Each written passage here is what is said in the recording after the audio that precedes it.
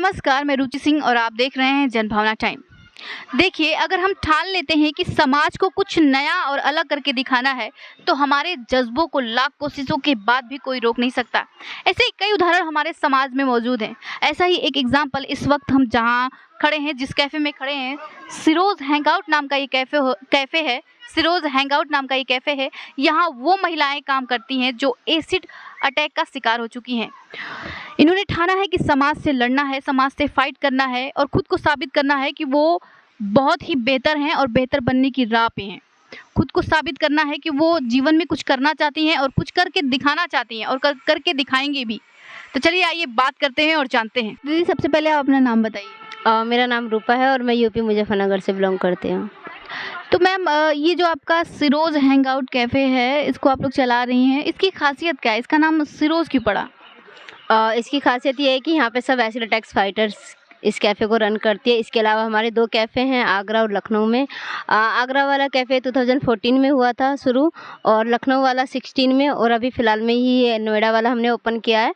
और मतलब यहाँ पे सब फाइटर्स रन करती हैं। और दूसरा इसका नाम सिरोज़ हैंगआउट क्यों रखा, क्योंकि सी प्लस हीरोज़, हमेशा हम लड़कों को हीरो बोलते हैं, लेकिन यहाँ पे एक लड़कियाँ फाइटर्स भी और एक हीरो से कम नहीं है। अगर लड़कियाँ अपनी ठान ले, कुछ करने पे आ जाए, तो वो आज लड़कों से आगे निकल रही हैं। बिल्कुल मैम। तो मैम, ये जो जज़्बा है कहाँ से आता है? किसने आप लोगों को मोटिवेट किया है कि आप लोग करिए? सबसे पहले तो जब अटैक होता है, अटैक के बाद सभी लड़कियां टूट जाती हैं, कोई सपोर्ट करने वाला भी नहीं मिलता। बाहर निकलते हैं तो समाज के कमेंट सुनने को मिलते हैं कि बेकार हो गई है, मतलब अब कौन इससे शादी करेगा, बहुत सारे कमेंट्स होते हैं। और जो फैमिली में जो सपोर्ट, सबसे पहले तो माँ बाप का सपोर्ट मिलता है, जिसके घर में पेरेंट्स हैं उनका सपोर्ट मिलता है। और दूसरा 2013 से ये संस्था खुली है, स्टॉप एसिड अटैक्स के नाम से एक कैंपेन शुरू हुआ था। आज इसका नाम है छाँव फाउंडेशन।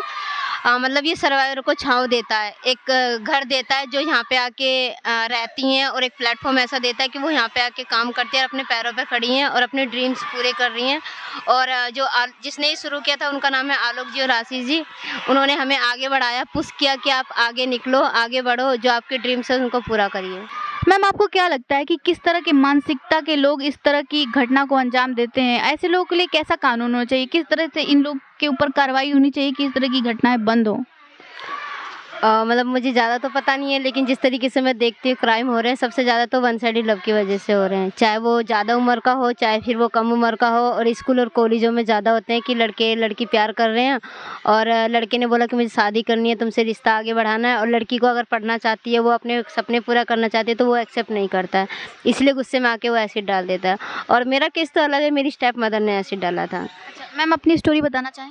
मतलब मेरी स्टोरी में ये है कि मैं बहुत छोटी थी और मेरा भाई मेरे से भी छोटा था। मतलब मैं 2.5 साल की थी और मेरा भाई 1 महीने का था। तब मेरी मम्मी एक्सपायर हो गई थी और मेरे पापा ने दूसरी शादी कर ली। उनकी खुद की भी एक बेटी थी।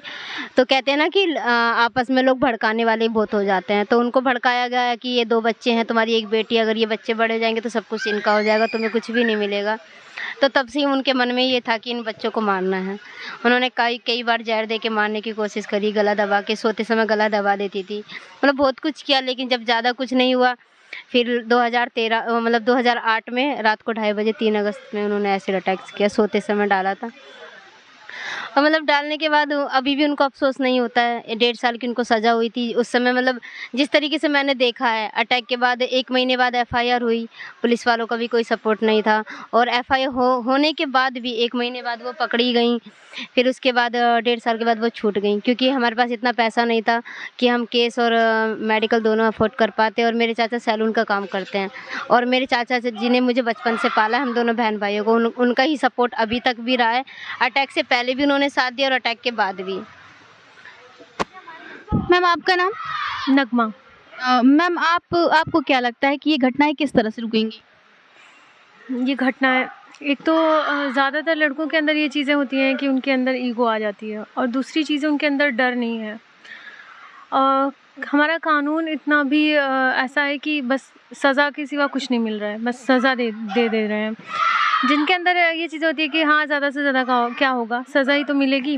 और जो पैसे वाले होते हैं वो तो छूट ही जाते हैं, तो वो डर ख़त्म हो जाता है, फिर किसी चीज़ की डर नहीं होती। तो सबसे पहले तो हमारे कानून को सख्त होना चाहिए, इतना सख्त कि वो 10 बार सोचें कोई भी क्राइम करने से पहले।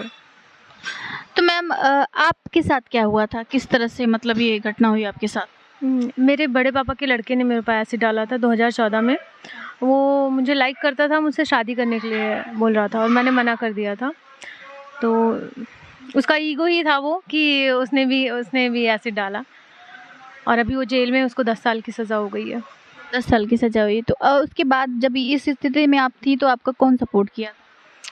ज़ाहिर सी बात है, मतलब बच्चे ही, मतलब माँ बाप ही ऐसे होते हैं, भाई बहन ऐसे होते हैं। मेरे मम्मी पापा नहीं हैं, लेकिन मेरे भाइयों ने बहुत सपोर्ट किया, मेरी फैमिली ने, मेरे दोस्तों ने, मेरी टीचर्स ने इतना सपोर्ट किया कि मुझे मतलब आगे पढ़ने के लिए मोटिवेट किया, और मेरे फ्रेंड ने इतना मतलब वो किया मेरे साथ। तो मैं तो अपने फैमिली को बोलूँगी। और उसके बाद जब से मैं यहाँ आई हूँ तो आलोक सर हैं, उन्होंने इतना मतलब सपोर्ट किया आगे बढ़ने के लिए। मतलब मैं फेस कवर करके निकलती थी, जब भी निकलती थी उन्होंने मतलब ऐसी चीज़ें रखी सामने कि मतलब यहाँ से मुझे पता चला कि सब कुछ फेस ही नहीं होता है। जो यहाँ की शीरोज़ हैं, इन लोगों को देखकर पता चला कि मतलब एक मेरी ही तकलीफ़ नहीं है, मतलब इनसे भी ज़्यादा तकलीफ़ें हैं लोगों को।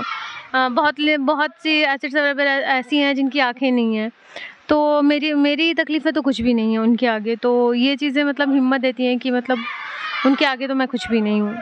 मैम कैसे मोटिवेट करना चाहेंगी जो मतलब ऐसी बहुत सारी लड़कियां हैं जिनके ऊपर एसिड अटैक होता है और कहीं न कहीं वो समाज में हीन भावना का शिकार हो जाती हैं, बाहर लोगों को फेस नहीं करना चाहती हैं, लड़ना नहीं चाहती हैं और अपने जीवन में आगे नहीं बढ़ना चाहती हैं, और कुछ तो ऐसी होती हैं जो सुसाइड तक कर लेती हैं इन सब चीज़ों को लेके, तो उनको आप कैसे मोटिवेट करना चाहेंगी? पहली चीज़ तो ये कि ये हमारी सोसाइटी ही है जो लड़कियों को इतना मजबूर कर देता है अंदर बंद कमरे में रखने के लिए। हमारी सोसाइटी ऐसी हो जाए कि हम सबको एक समान समझें, तो ये चीज़ें नहीं रहेंगी। कोई भी चीज़ हो, कोई भी प्रॉब्लम हो, वो फेस कर सकती हैं और वो डटकर बहुत सी ऐसी होती है डटकर सामना भी करती हैं, लेकिन लो करने वाले हमारी सोसाइटी ही होती है। तो हमारी सोसाइटी को पहले चेंज होना होगा, उनकी थिंकिंग को चेंज होना होगा। और दूसरी चीज़ कि लड़कियों को ये बोलना चाहूँगी, कोई भी तकलीफ़ हो या छोटी हो या बड़ी, कभी भी हिम्मत नहीं हारनी चाहिए। और छोटी सी ज़िंदगी है, मतलब मरना तो एक दिन सबको ही है, ये चीज़ें नहीं करना है। मतलब मैंने भी फर्स्ट टाइम पे ऐसा किया था, अभी मैं वो चीज़ें मतलब सोच रही हूँ कि मैंने वो गलती क्यों की। तो ये चीज़ें बिल्कुल भी ना करें और जो भी आपका सपना है उसको पूरा करें। अपनी जो भी तकलीफ़ है उसको भूल कर अगर आगे अपने सपने को पूरा करने की कोशिश करेंगी तो ज़ाहिर सी बात है वो तकलीफ़ें आपको बहुत छोटी लगेंगी। आपका नाम? अंशु राजपूत। कहाँ से मैम? मैं बिजनौर से। बिजनौर से। अच्छा मैम, देखिए हमारे समाज में एसिड बंद हो गया है कि खुलेआम एसिड नहीं बेची जा रही है या नहीं मिल रही है, उसके बावजूद भी कहीं न कहीं हमेशा हर साल इस तरह की घटनाएं आ रही हैं, ऐसी अटैक हो रहा है लड़कियों पे, तो इस पे कैसे पूरी तरह बैन लगाया जा सकता है? कैसे सरकार बैन लगाएगी? मैम आपने तो हर साल की बात कही। यहाँ तो हर दिन एसिड अटैक हो रहे हैं। मतलब आप देखेंगे हर दिन न्यूज़ में कहीं ना कहीं एसिड अटैक होता है। कहो कल भी एक एसिड अटैक हुआ था बिहार में, तो मतलब हर रोज़ एसिड अटैक हो रहे हैं। और एसिड बैन होने से कुछ नहीं होता है। एसिड तो 2013 में ही बैन हो चुका था, लेकिन सही मायने में क्या अभी तक एसिड बैन हो पाया? नहीं हो पाया, क्योंकि एसिड बोतलों में बाद में आता है, पहले हमारी सोच में आता है। मतलब जब तक लोग अपनी सोच को नहीं बदलेंगे तो तब तक मतलब एसिड जैसी चीज़ें ये ख़त्म ही नहीं होंगी।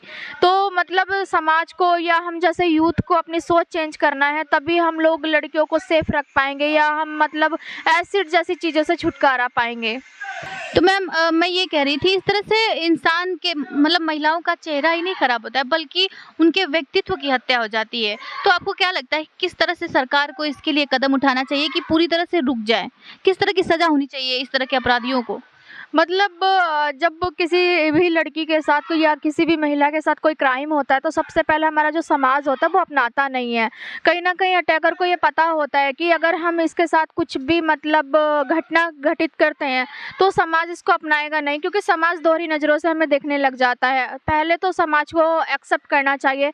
दूसरा, अगर हमारे साथ कुछ भी होता है तो मतलब आसानी से उसे सज़ा नहीं मिलती। जो हमारे अपराधी होते हैं उसके लिए उसे सालों साल कोर्ट में लड़ना पड़ता पड़ता है और कहीं न कहीं मतलब वो उस चीज़ों में मतलब जूझ के रह जाती है। कब वो अपनी पढ़ाई कंप्लीट करेगी, कब वो अपना ट्रीटमेंट कराएगी, कब वो अपना मतलब अटैकर को सज़ा करा पाएगी।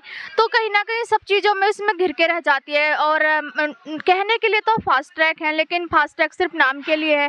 कभी भी किसी भी लड़की को मतलब आसानी से मतलब न्याय नहीं मिलता है, उसको मतलब सालों साल कोर्ट के चक्कर काटने पड़ते हैं और मतलब ऐसे में लड़की खुद ही हार मान लेती है। तो मतलब सरकार को सख्त नियम बनाने चाहिए कि अगर किसी लड़की के साथ ऐसे क्राइम होते हैं तो जो हमारे अटैकर होते हैं उनको मतलब कड़ी से कड़ी सज़ा मिलनी चाहिए। बाकी जो उनका भविष्य है, क्योंकि अटैक हो जाने के बाद उसकी पढ़ाई पे बहुत ज़्यादा असर पड़ता है, तो मतलब सरकार को कुछ ऐसा करना चाहिए कि लड़की अपनी आसानी से पढ़ाई कर सके, वो अपने परिवार को चला सके, अपना भविष्य अच्छे से चला सके। बिल्कुल मैम, अभी भी कई ऐसी महिलाएं हैं जो कि अपने लिए आवाज़ नहीं उठा सकती, डरती हैं कहीं न कहीं, तो उन्हें मैम आप किस तरह से मोटिवेट करना चाहेंगी कि वो आगे आके वो एक्शन लें, उनके खिलाफ कार्रवाई करें, केस करें और अपने लिए लड़ें, अपने हक के लिए लड़ें? हमारे साथ जब तक क्राइम होता है, जब तक हम सहते रहते हैं, जिस दिन हम लोग सहना बंद कर देंगे उस दिन हमारे साथ क्राइम भी होना बंद हो जाएंगे। बहुत सारे लोग ऐसे होते हैं कि घर में ही मतलब हिंसा हो रही होती है और वो सहते रहते हैं कि घरेलू मामला है।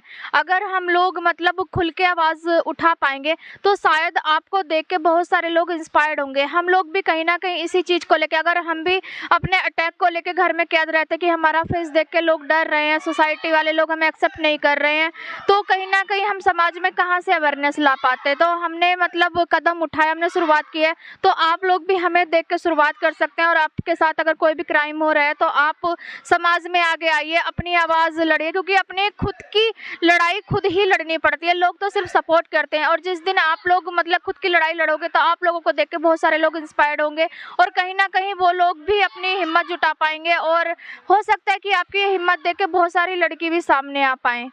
बिल्कुल मैम, मैम आखिरी सवाल आपसे ये पूछना चाहूँगी कि आपके साथ ये घटना कब और कैसे हुई?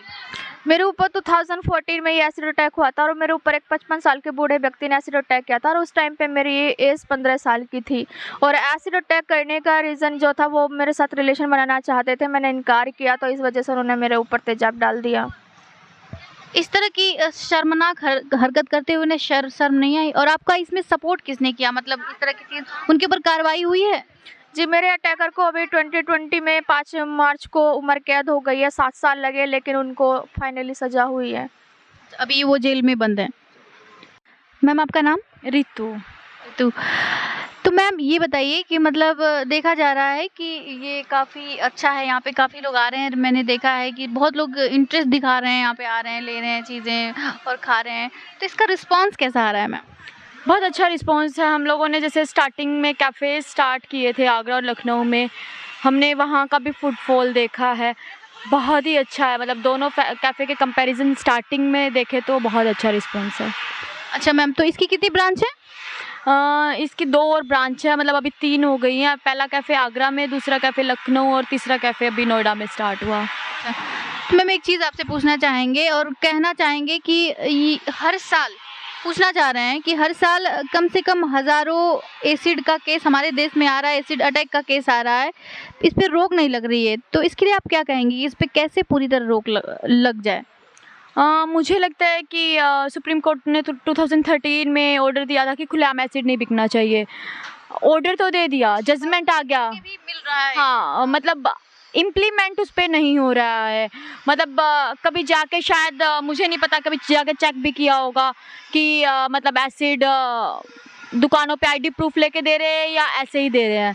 तो मतलब जजमेंट के साथ साथ इम्प्लीमेंट करना भी ज़्यादा ज़रूरी है, मुझे ऐसा लगता है। और फिर तो वैसे ही है, मेंटेलिटी के ऊपर बात आती है, सोसाइटी आज भी वैसी है। एसिड बिकना बंद हो जाएगा तो कोई और चीज़ चुन लेगी। ऐसा हुआ भी था एक बार कि एसिड नहीं मिला तो मतलब एसिड पे जब बैन लगा था स्टार्टिंग में तो ऑयल को गर्म करके किसी के ऊपर फेंक दिया था। तो मतलब मुझे लगता है कि बैन करना है तो शायद ऐसे ऐसे क्राइम दिमाग में आने से बंद करने होंगे। अच्छा मैम, समाज से किस तरह का दिक्कतों का सामना करना पड़ा था शुरू में जब ये सब चीज़ें हुआ था? सोसाइटी ने वही है, जैसे सबके साथ होता है, सोसाइटी अच्छा रिस्पॉन्स नहीं देती है। सोसाइटी डीमोटिवेट नहीं करती है तो मोटिवेट भी नहीं करती है, जहाँ तक मैंने देखा है। कभी वो ये नहीं कहती है कि तुम अच्छा कर सकती हो या अच्छा होगा या आगे भी अच्छा होता रहेगा, वो कुछ भी ऐसा नहीं होता है। और मुझे लगता है कि सोसाइटी कुछ कर नहीं सकती है तो वो कुछ ख़राब भी ना करे, डीमोटिवेट भी ना करे। मैम आपके साथ कैसे ये घटना हुई थी, कब हुई थी? मेरे कज़न ब्रदर ने एसिड अटैक करवाया था और ये घटना 26 में 2012 को हुई थी। अच्छा, वो करवाए थे? क्यों, रीज़न इसके पीछे का क्या? लाइक करता था।